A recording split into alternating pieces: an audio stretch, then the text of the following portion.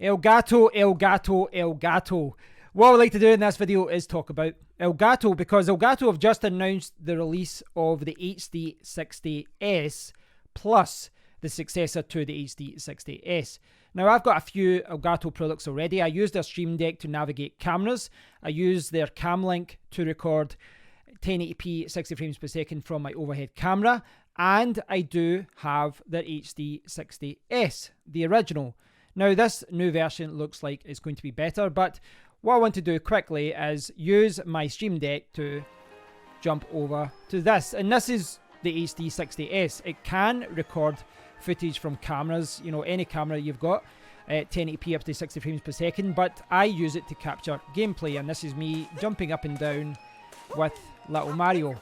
And if I jump back to the webcam, the main cam, sorry, there you go, the handy little Stream Deck. Yeah, that's basically what the HD60 S is. It can be used to capture video from a camera, but most people do use it to capture gameplay.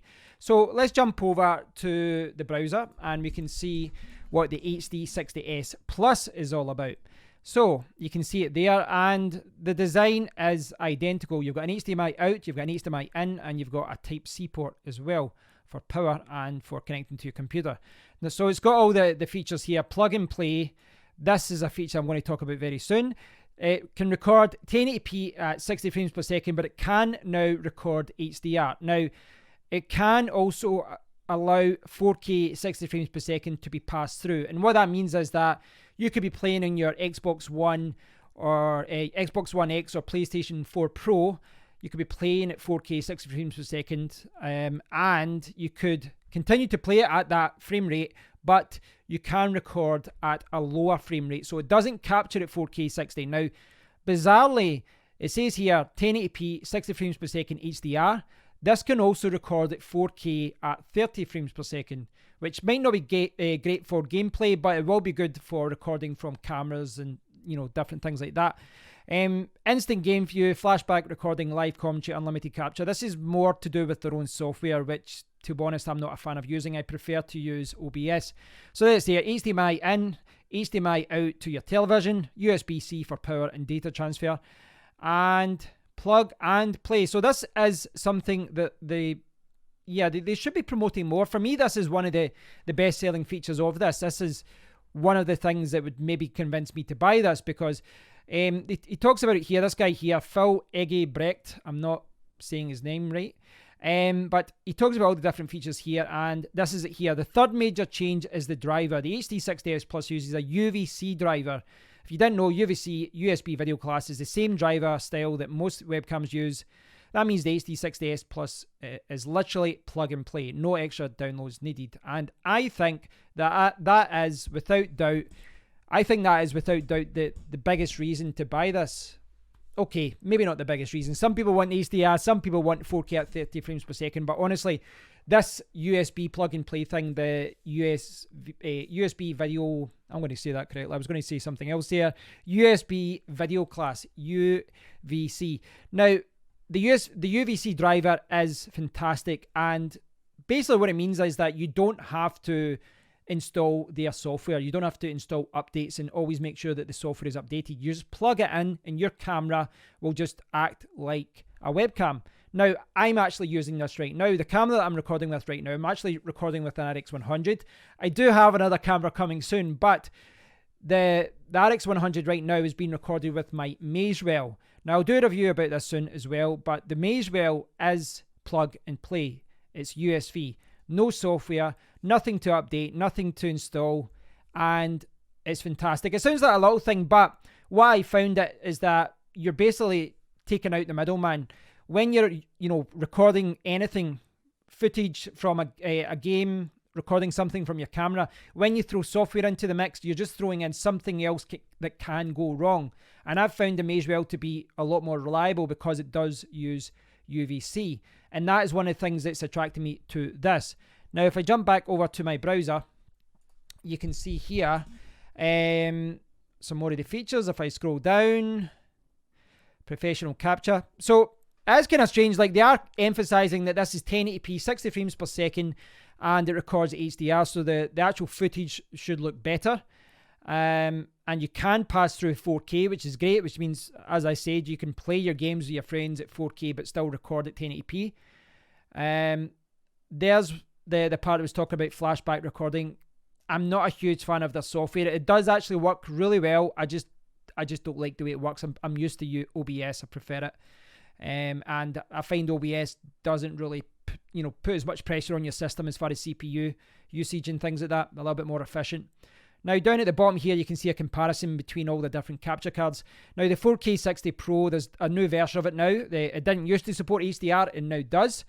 That does 4K at 60 frames per second. But this new one, the HD60 S Plus, is now more powerful than the HD60 Pro, which does connect via the PCI Express card. So, as you can see here, 1080p, 60 frames per second, HDR, but it can also record at 4K at 30 frames per second. And that is something that they're not really promoting at the top. But for me, that's maybe what would kind of swing it in favor of me buying it over something else. The fact that it can do 4K at 30 frames per second. So you can see there, Windows, Mac, but it can pass through up to 4K at 60 frames per second. I think that's pretty cool.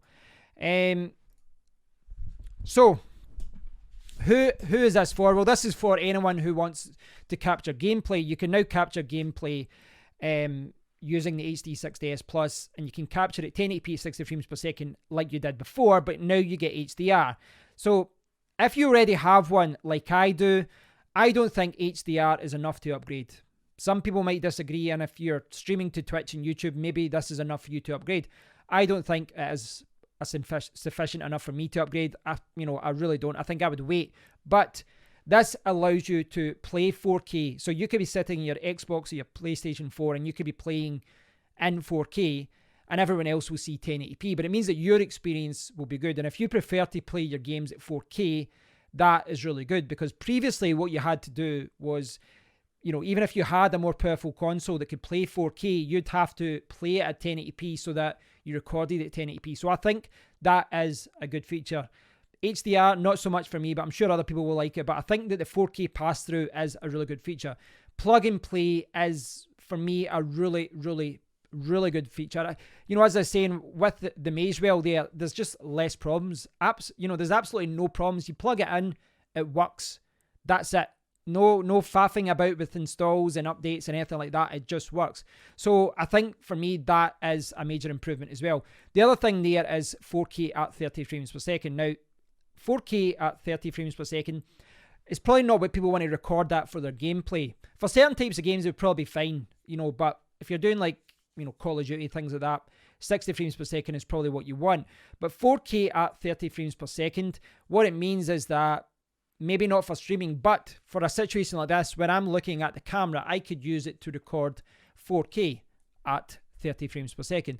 So for me, this is quite a good device, and it's probably something that I'm going to buy. Now, what I will say though is that I really would have wished this was 4K at 60 frames per second. I probably would have bought 3 of them. And I know that sounds overkill, but I might have actually bought 4 of them, because what it meant, 4K at 60 frames per second would mean that I could record all my videos. I could buy cameras at 4K 60 frames per second, and I could record gameplay at 4K 60 frames per second. It's not there yet, and yeah, you'd have to upgrade to the 4K 60 Pro if you want to record 4K at 60 frames per second. Now, of course, live streaming, 4K 60 frames per second. 4K in general just isn't practical for me right now. I could probably stream up to about 1440p with the upload speeds that I get, but I think 1080p is still the standard. But this is without doubt a step in the right direction. It's a much more powerful device than the existing one. And bear in mind, guys, you can always sell your existing HD60 S if you have one. Sell it, buy the HD60 S Plus. Not sure about the price. I'm guessing about the 150, 160 mark. I'm guessing, but that's what the old one was sold at. But you could sell it, you could buy the new one, pay a little bit of a premium and get all these extra features. You can get HDR, you can get 4K pass-through, you can get the plug-and-play functionality, the UVC, and you can, of course, record at 4K at 30 frames per second. I would have liked 4K at 60, but without doubt, this is a really, really solid update by Elgato. And I'm looking forward to seeing what AverMedia and some other companies do as well. There are cards out there that can record 4K 60 frames per second and do it via USB, but they're about 3 times the price. So, you know, at this end of the market, this is probably the one that most people are going to go for. I'll leave a link to the website, guys. I'll leave a link to the tweet. Check them out. Let me know what you think about it. And please do leave a comment below and give me your thoughts. Until next time, guys, take care.